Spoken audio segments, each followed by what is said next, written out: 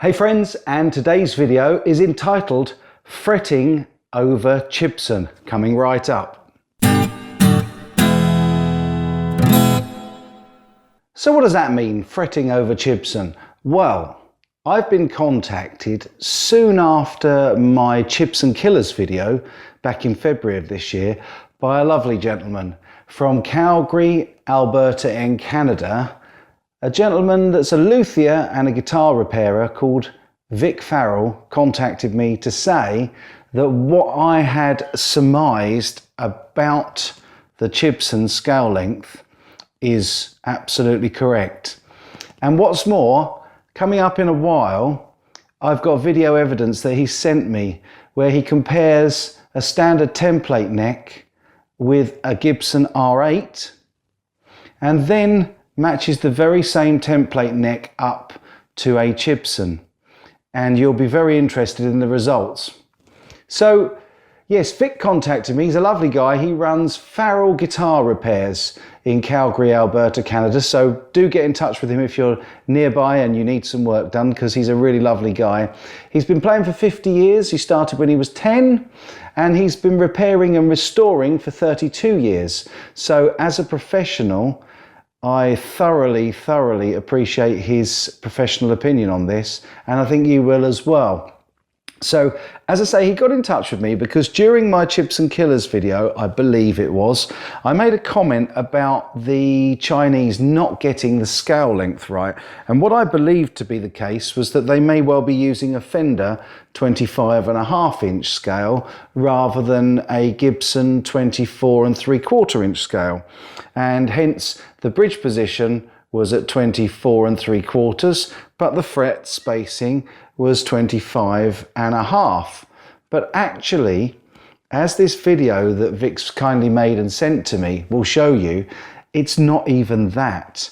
I'm absolutely right about the frets not being in the right place, but you'll be quite astounded by what the reality of this is. So let's go over and have a quick look at the video that Vic kindly made me so that you can see exactly what the issue is with many of these Chibsons.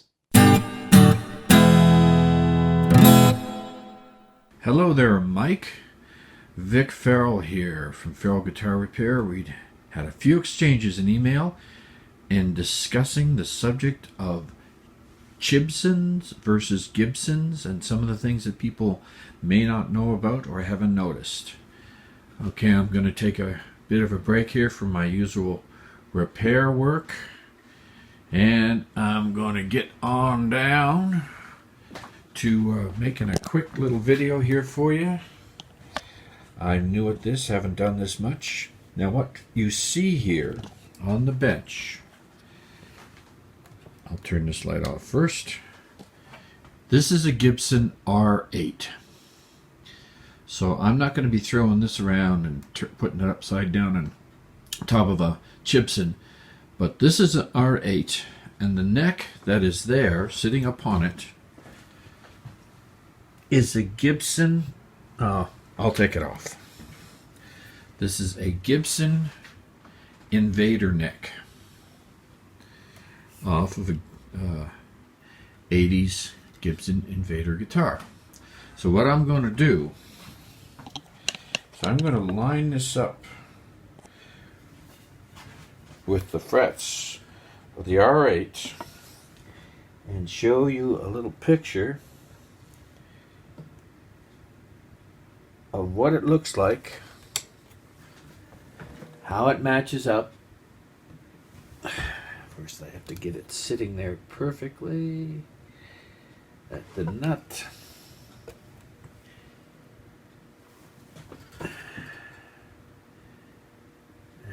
Okay, I think I've got it.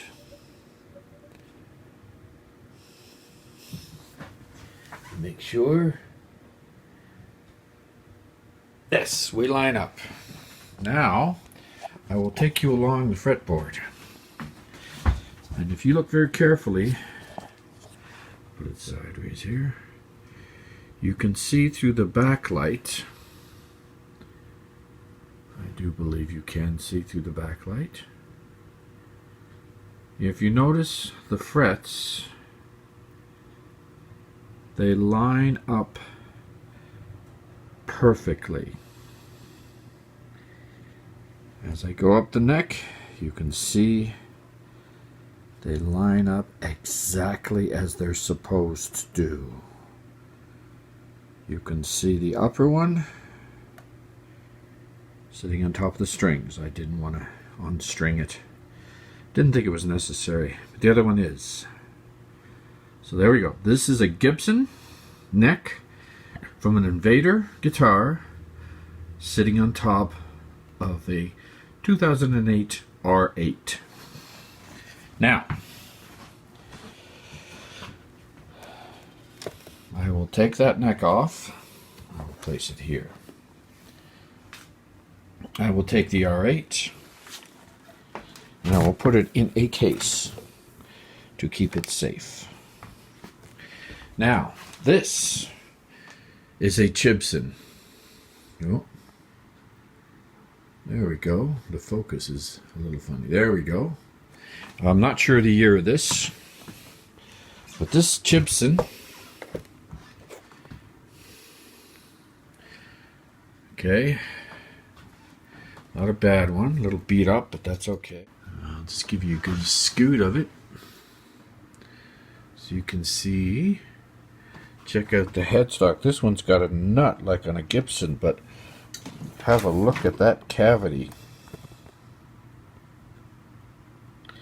I mean, that you could die in there. A mouse could die in there. Anyway, it's deep. On the other side, I'll just flip it over here so you can get to see that, lo and behold, it is one of those made in America Chibsons. This one has a maple neck. I've changed out the electronics because I was actually playing it. So, and I went over the finish a little bit to scuff it up a bit to make it look not as shiny. Anyway, so there. Now, when I flip it back over, and everything falls on the floor, I'm putting this clamp on it so that I can hold the neck in place. That goes on top. There we go. So I will place the neck in there.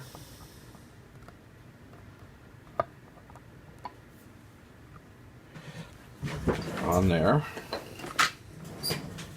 And get it lined up.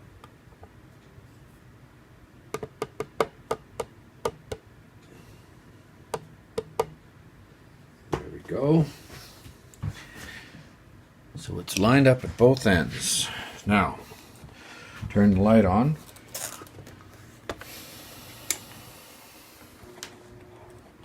Alright, now, so I will go down here so that you can see.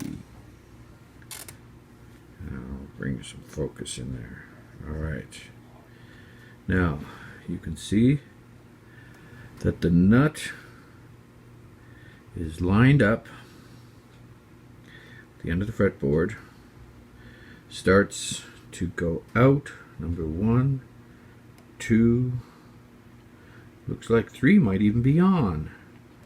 4 is back, 5 is back, 6, 7, 8, 9, 10, 11,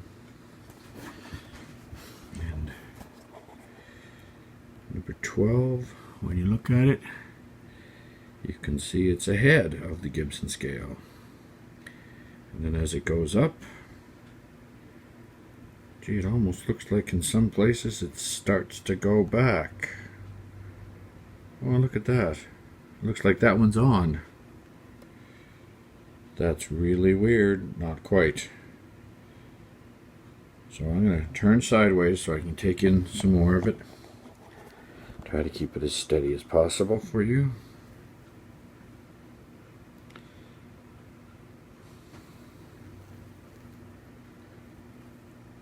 There's the 12th fret.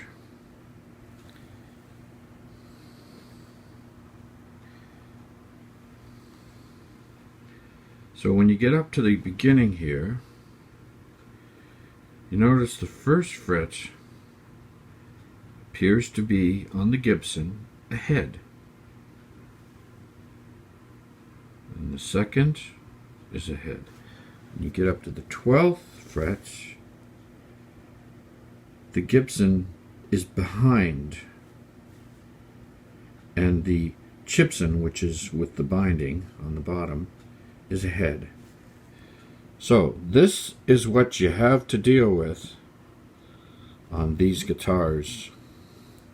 So from a tuning perspective, not a lot of fun. So anyway, there you go. So that is the look at a Chibson. Whoa, let me get rid of that light now. And there's the neck from the Invader, the Gibson Invader, on top. And so now you can see that's one of the issues most people are not aware of when they order a Chibson guitar.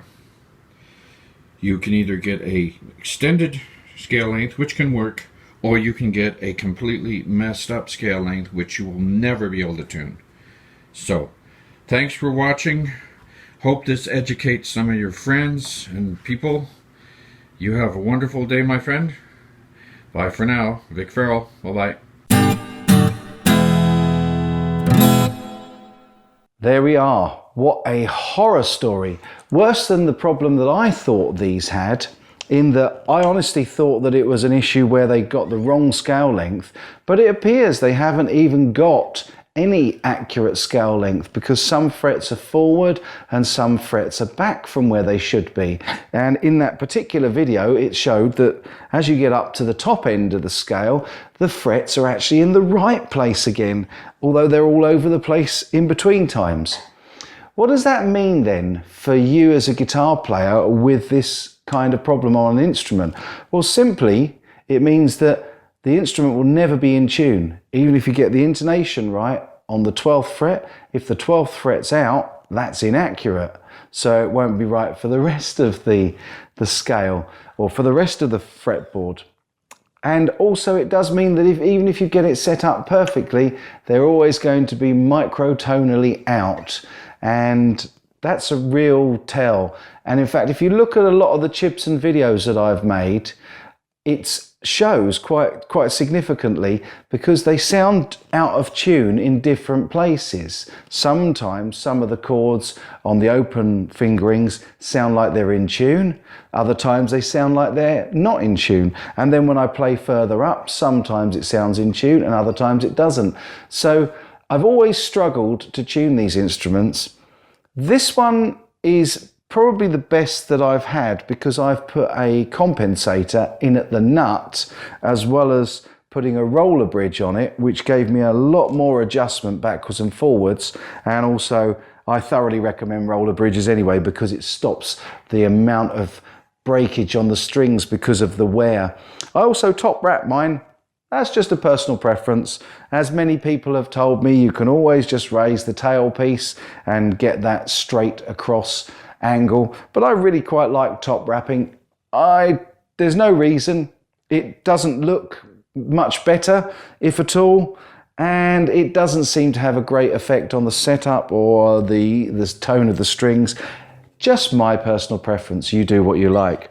So I'd be very interested to see what you think about the issue. And again, I'm not just trying to knock Chibson guitars. You know I'm against them, but what I really want to do is I just want to balance the argument, because there are a lot of people out there saying that these things are as good as an Epiphone, which they're not, or even worse, that they're as good as a Gibson, which they're not. In fact, the Epiphone that I did up for my godson, James, is better than a lot of the Gibsons I've played. So what I can tell you is all I want to do is give you the truth, so that you can make up your own mind before you waste good money on a Chibson. It's good to know the pitfalls and the problems. And seriously, the frets being in the wrong place is a very expensive problem to fix, because it means the whole fingerboard's got to come off and be replaced. And to be perfectly honest, at the price that these are, it really isn't worth spending that money. So again, it's another case of buyer beware. If you want an R8, save up and buy an R8. They look lovely. Vic's one in his workshop there looked absolutely beautiful. But if you want to take a risk on one of these, that's your prerogative. I'm not here to tell you what to do, only to give you the honest information for you to make an informed decision. So there we have it. Again, a big thanks to Vic Farrell of Vic Farrell's Guitar Repair over in Calgary, Alberta.